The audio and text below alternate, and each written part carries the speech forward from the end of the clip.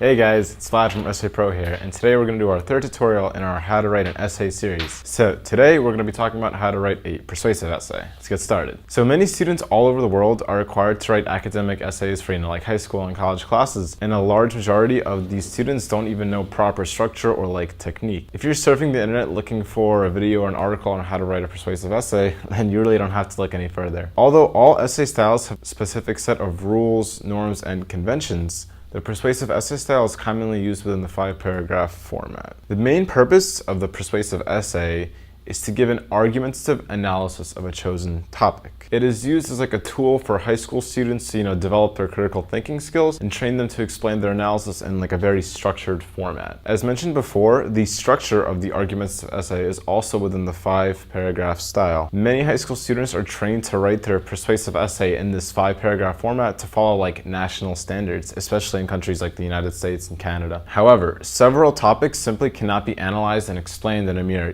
5 paragraphs, which is why the persuasive essay has such flexibility in this scenario. In most high school settings, you will be tested on your ability to write one of these essays in the classroom, which takes anywhere from 30 minutes to an hour, and this should be written in the 5-paragraph style. However, in several college courses, this standard style is really rarely ever used, and the type of content you must analyze and write about becomes much longer and way more in-depth. To put it in simpler terms, the outline of the essay is very much dependent on the topic and the sort of question you're asked to respond about. If you are looking for some common persuasive essay topics that you might write about, here are some examples. So most academic essay topics usually ask you to pick a side in an argument or to defend a particular side against criticism. These are some common samples of questions you might receive as assignments, things that people receive regularly in high school and college. Things like, should marijuana be legal for medicinal purposes? Should people who download music and movies illegally be, punished? Should abortions be legal? Should the death penalty be used to punish violent criminals? And things like, should tobacco manufacturers be allowed to advertise on television? Though these are just,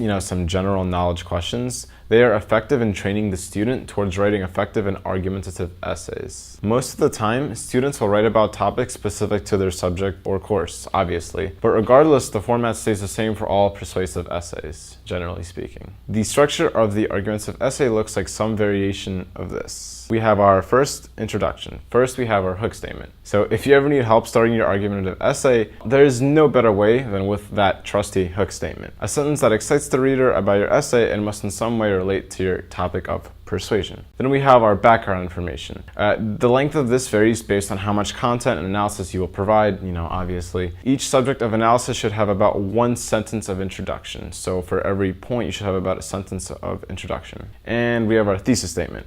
So obviously this is our core argument, our point of persuasion that the entire essay is really based around. It is actually really recommended to write your body paragraphs first and then create your thesis after seeing what your content is truly about. So logically, it's much easier to create a thesis at the end rather than align your statements towards your thesis, because most of the time this harms the quality of your analysis and the strength of your sentences.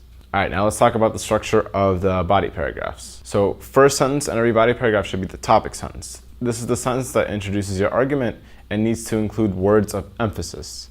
These are strong and supportive words that, defend your statement. And we have our argument, obviously. So this is the meat of your essay. This statement that really serves the purpose of audience persuasion, because really that's what we're here to do. We're here to persuade. These statements are either fact or some kind of data analysis and serve to defend your main argument and prove its authenticity. Then we have our explanation. So after creating the argument, the explanation should serve as a boost for the argument, giving it even more credibility, which is incredibly important. This also serves as real-life evidence, which readers can relate to, and gives the essay a very rationalistic vibe, as I like to call it. And then we have our concluding sentence. So after fully explaining your defended argument, the concluding sentence is used to sum up your point with the most effective words possible. Think of it as a short but efficient summary. Also, a key point that I should mention is, so depending on the subject of analysis, thesis, or the essay requirements such as word length or page length, the amount of body paragraphs in your essay will vary.